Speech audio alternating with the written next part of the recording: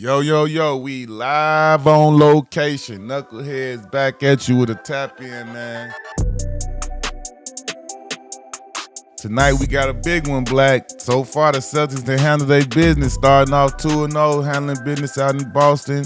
2 home wins. Now they take that show on the road to Dallas, and Dallas has to try and fight back from an 0-2 deficit. What you think, Black? What you got? I know you. I mean, before we even get started, are you still with your pick? Are you sticking to your Dallas pick? I know you chose Yeah, them. You know, a I'm couple. You said whoever win the Western Finals is gonna be your team, but right now them Celtics looking like they not having it, Black. What? You still rolling with the D? like I say, I'm very very excited and happy for Jayson Tatum to be halfway to a chip. But I'm gonna stick with my pick, and I'm gonna stick with Dallas. I feel like Celtics, with a little bit of home cooking, they took care of home. Okay, well let's talk about how they got there. Game one, the Celtics kind of, it's kind of a route, 107-89. It got close a little bit, but then Boston opened it back up. You had KP coming off the bench and dominating in his first game back in 36, 38 days. He had 20 points, 6 rebounds, some blocks. It wasn't really a close game. Jaylen Brown had 22, 6, and 3 steals. Then you get to game two. 105-98. It was closer. Luka had 32, 11, and 11, but it was like he didn't have much help. Fourth quarter, he looked like he was gassed a little bit. Only had 3 in the fourth quarter. Drew Holiday went crazy, came out of nowhere, had 26 and 11. D playing crazy defense like he do. Then you had Derek White and Jaylen Brown with the block at the end that was kind of controversial. They said it was a foul. You had Jaylen with his hand in the back and a little slight push. That was a But foul. right now, it was a foul. It was a foul, Yeah, Black, that was a clean foul. I don't think even if they didn't block it, I don't think he would have even made that. How hard he got pushed in the back. because of the push. Yeah. Okay, I feel you. So now we up in Dallas. The series shifts to Texas, and Dallas got a chance to come out. I mean, you know how it go, Black. A lot of times people feel like Boston just did what they were supposed to do. They protected home court. Now it's Dallas' turn to go do the same. What you see happening tonight? How you see it going? What Dallas need to do? Hold on, let me speak on the first 2 games. I think Porzingis gave them a big spark. Game one, coming in the game and probably hitting his first 6, 7 shots that he took. His defensive presence and all that stuff. Even though they got to look to 8 in the second half, I just feel like the momentum in the crowd and everything just kept them rolling. Jaylen Brown being aggressive kept them rolling in game one. Game two was interesting because Dallas had a lead for a minute. Celtics took it back. They had a lead. Um, they went down to the wire. Like, they at the end of the third, they got a 10-point lead. And, they was holding that 10-point lead down mostly that fourth quarter. Both games, I feel like the ref gave a lot of home cooking. It was a lot of stuff that I felt should have probably been called, but they didn't get called. It was more sided towards the Celtics, but I feel like the Celtics played better basketball than them, so they deserve to win both of them games. So I'm not really complaining about the refs as much. I feel like they played good basketball to win both of them games, and they deserve to win both of them games. Now, going back to Dallas, I look at it as, this is the NBA, and home court is definitely an advantage to have. And I feel like the Celtics really just took care of home. Like, is it some pressure? Yeah, some pressure for Dallas, but they just got to take care of home court. Somewhere they've been winning a lot of games at home, and I feel like Kyrie needs to play better. I feel like Luka kind of found his rhythm where he can score and do what he do, get people involved. He had 11 assists. But I feel like Kyrie hasn't found a rhythm yet. A lot of shots he took or shots he usually make. They gonna really need him to step up and get some points. One thing I am for Dallas that I'm proud of, man. PJ Washington played a good game last game. He was a little bit more aggressive on the offense end. He looked good. But Dallas just needs to take care of home. They take care of home, man. It can be something special. Man, you know Boston is undefeated on the road in these playoffs, right? Yeah, I do. They handling business. So it's very extremely important for Dallas to get off to a good start, and you need Kyrie to come out first quarter how he came out after Anthony Edwards said what he had to say. Definitely true. He need that type of a start to help Dallas and to let Luka know that, like, hey, I got you. And Luka need to, be able to have that energy in the fourth the way he did that in that series for when Kyrie was going crazy in the early start of the game, and then Luka had the energy to take over late. That's what they really need to happen here tonight for them to have a chance. Because if they drop this one, I think you and I both know, Black, they go down 3-0.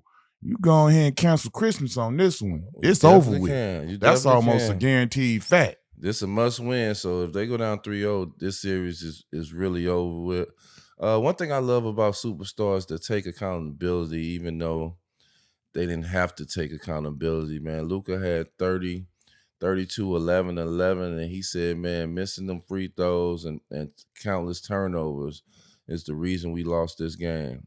I love superstars like that, because superstars like that, he still, it seems like he still believes in his team. He still believes in what's going on. He's locked into the game. I love superstars that do stuff like that, and I felt that was accountability. I did see Kyrie throw up the 5 to say, man, I'm gonna see you in game 5 down here. So hopefully that's true. I want a series, I do want a series, and Dallas gotta give it to me, man. They gotta take care of home.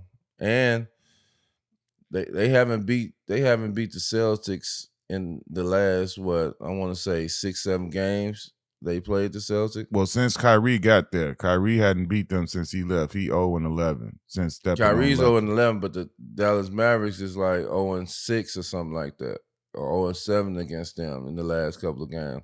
So they got to get a win against the Celtics. They haven't proven that they can beat the Celtics yet, and hopefully tonight they can do that.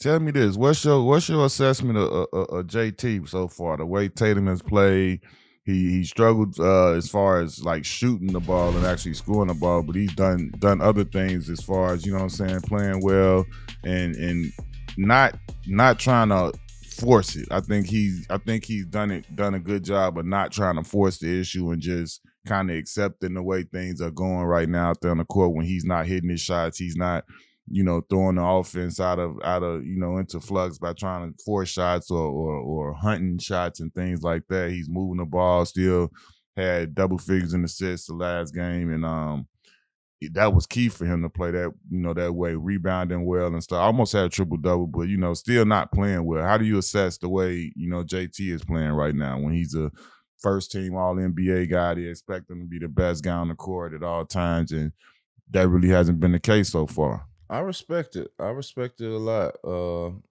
It's a mental game too. You can easily get caught up in you not making those shots like that and completely not playing at all. I think it was big for him how he rebounded, how he assisted the ball last game. But I'm tough on him because I love him so much and I respect him. He's from the crib. I'm very tough on him, probably more than I'm probably tough on any other NBA player. Him and Bradley Beal, them are my guys. So I expect so much more out of them coming from the crib. And I just want him to do more. I want him to trust himself, believe in himself, and get more aggressive. But at the end of the day, I still do respect what he did last game by getting the assist, by rebounding, getting people involved, double digits assists.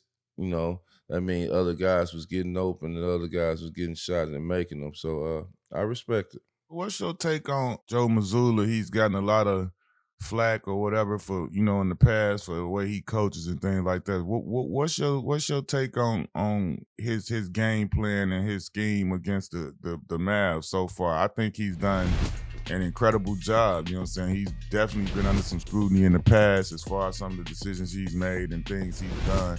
But I think his game plan against the Mavs has been great. I think the team has responded to it. He's put the guys in good position to succeed, and I think he's doing an outstanding job. And I think the defensive scheme, the way he's had those guys not pulling triggers and everybody doubling and being in rotation and guys stepping up and being able to guard those guys individually, I think it's worked out unbelievably for Boston. And I think that's one of the main reasons they're in this league right now, because of the scheme that he has them in and the way they playing in that scheme. I'm not a big Joe Mazzulla fan, so I don't feel like it's he's doing something crazy. Man, I feel like he has a good initial. Damn. I'm just not. Like I feel like his initial scheme of what he's doing, making sure when the big man come up, putting a guard on him and all that. I feel like that's a great scheme he have. I feel like he didn't really change too much. It didn't look like he changed too much up. Game 2, I feel like come on, dude, you gonna be hard on him like that? You ain't gonna give him just a little bit of love, just a little bit. I feel like the players are out there playing. Like I feel like, man, Drew Holiday is doing a great job at what they doing. I feel like Jaylen Brown. I feel like they just doing a great job of what they doing. I feel like the initial scheme from him was a smart and great scheme. I give him props for that.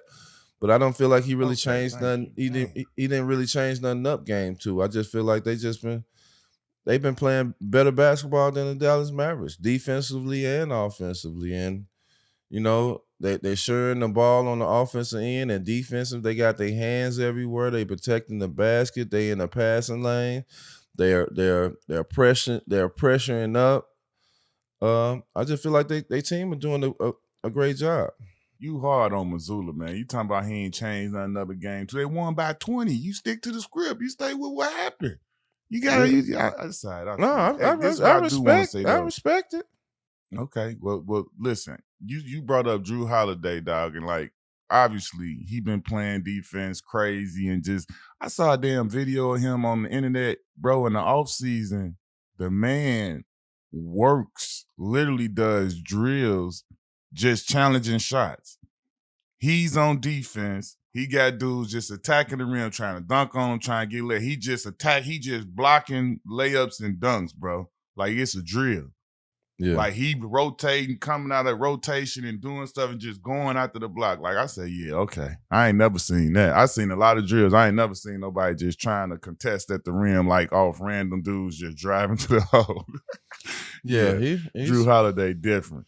Yeah, that's why I said I tip my head off to them on defense. Like, man, they're locking down man to man. It's not easy as it seemed. Like I say, the scheme didn't really change up. He didn't really switch nothing up. Like they're really playing D out there, and they playing tough D. They playing tough D on Kyrie, and it's just not Drew Holiday. It's all of them. From Tatum to Brown to White, even Porzingis is protecting that basket. So I don't think it's really the scheme. I think it's them that's really out there playing great defense, and they did a great job. Even though Mavericks turned it up a little bit more game 2, they still did a great job that game on protecting everything that they needed to protect. Does Kyrie get it going? Does he have a big game in these next couple games? And also, does JT bust out? Does he have a big game in him still? I believe so. With Kyrie, because he don't have no other choice. Like you had a choice. Get off game 1, get off game 2. Now it's at the point where you don't got no choice. They need you to get 25 or more points a game. That's basically the game. You know what I'm saying? That's basically the game. Like first game, they lost by what, 15? 18. That 18 points was basically, you know what I'm saying, it would have been a closer game if Kyrie would have got his 25 or more. 16 points is just not enough. The second game, 16 points is just not enough. You just can't. He can't score 16 points. He got to score 25 or more points for them to win this series, and they got to be consistent. But I feel like for Kyrie, this is a must good game. Like you don't have choices now. You got to have 2 good games in Dallas. So and JT, I want him to be aggressive. I want him to be aggressive and get busy. I don't feel like it's they have nobody out there that can guard him. I understand playing through the floor of the offense and just getting the win. I truly do, but I just want more from him. And like I said, I can be biased or a little bit hard on him, but that's because I love him though. I see a big game coming from JT. I see a 30-40 pointer in this game 3. Game 3, he about to go nuts. Yeah, that's what I think. I hope think so. Game 3, he gonna get out there and get loose in Dallas. I think taking that show on the road, be in a hotel room, lock in, focus up. You ain't got no obligations, nothing to handle. You just lock in. He gonna go get us 30 or 40 in this game 3. I'm calling it. Game 3, JT Money gonna give us 30 or 40. Let me ask you this though. If JT get 30 or 40 and they lose, do he have to pull up? Because when he was playing, within the offense or whatever you want to so-called say, they won 2 games. Will that be like a mind fuck on his part? Not necessarily. I think it's gonna be about how the game go. I think if if he had 30 and 40 and the other guys not playing well and they lose, that's just how it is. But I don't think he gonna get the 30 or 40 like going outside the offense or forcing shots or throwing stuff in flux. I think he gonna, JT play. He don't play like that. He don't play wild and just do crazy shit. I think he's gonna be within the offense and he gonna get it that way. I think he's still gonna have his rebounds and assists too, because that's what I like about JT. When he be aggressive, that don't mean that he's shooting every time and he gunning and he taking all the shots and playing wild. I think he gonna do it within the offense and just get his game rolling. And then, once that happens, they're gonna have to come help double and he'll pass and make the right plays then. But I think I'm looking for 30 or 40, a big statement game out of JT. Yeah, well, I'm happy for him. He 2 games away of bringing the Lou their first championship back home, man. So I think that'll be dope. St. Louis. What's your keys for the game? Parade for the Celtics. I feel like they should stick to what they've been doing. Like it's been working for them. I feel like don't adjust nothing until you have to adjust nothing. They're winning in probably every category. Both games that they play, stick to what they know. I know they're in a hostile environment, but stick to doing what they've been doing. For Dallas, Luka try to duplicate that game he just had, but the others have to step up, and specifically Kyrie. Kyrie has to step up. He has to give them more.